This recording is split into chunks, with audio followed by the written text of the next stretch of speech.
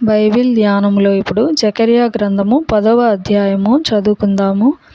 కడవరి వానకాలమున వర్షము దయచేయమని యెహోవాను వేడుకొనుడి. ప్రతి వాని చేనిలోను పైరు మొలుచున్నట్లు యెహోవా మెరుపులను పుట్టించును. ఆయన వానలు మెండుగా కురిపించును. గృహదేవతలు వ్యర్థమైన మాటలు పలికిరి. సోదెగాండ్రకు నిరర్థకమైన దర్శనములు కలిగినవి. మోసముతో కలలకు భావము చెప్పిరి. మాయగల భావములు చెప్పి ఓదార్చిరి. కాబట్టి గొర్రెల మంద తిరుగులాడునట్లు జనులు తిరుగులాడిరి. కాపరి లేక బాధ నొందిరి. నా కోపాగ్ని మండుచు కాపురుల మీద పడును. మేకలను నేను శిక్షించెదను. సైన్యములకు అధిపతియగు యెహోవా తన మందయగు యూదా వారిని దర్శించి వారిని తనకు రాజకీయములగు అశ్వముల వంటి వారినిగా చేయును. వారిలో నుండి మూలరాయి పుట్టును. మేకును యుద్ధపు విల్లును వారి చేత కలుగును.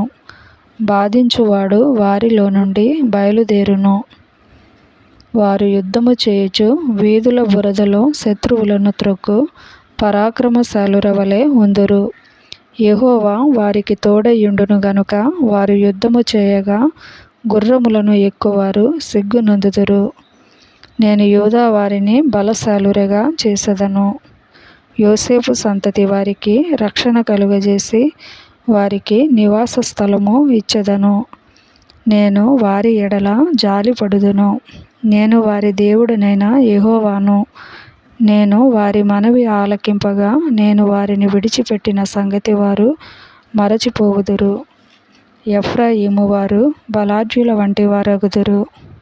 ద్రాక్షారస పానము చేయువారు సంతోషించున్నట్లు వారు మనస్సున ఆనందింతురు. వారి బిడ్డలు దాని చూచి ఆనందపడుదురు. యెహోవాను బట్టి వారు హృదయపూర్వకముగా ఉల్లసించుదురు. నేను వారిని విమోచించియున్నాను గనుక వారిని ఈలవేసి పిలిచి సమకూర్చెదను. నేను వారిని విమోచించియున్నాను గనుక వారిని ఈలవేసి పిలిచి సమకూర్చెదను. మునుపు విస్తరించినట్లు వారు విస్తరించుదురు. అన్యజనులలో నేను వారిని విత్తగా దూరదేశములలో వారు నన్ను జ్ఞాపకము చేసుకొందురు. వారును వారి బిడ్డలను సజీవులై తిరిగి వత్తురు. ఐగుప్తు దేశములో నుండి వారిని మరలా రప్పించి అష్షూరు దేశములో నుండి సమకూర్చి ఎక్కడను చోటు చాలనంత విస్తారముగా గిలాదు దేశములోనికిని లెబానోను దేశములోనికిని వారిని తోడుకొని వచ్చెదను. యెహోవా దుఃఖ సముద్రమును దాటి సముద్ర తరంగములను అణచివేయును.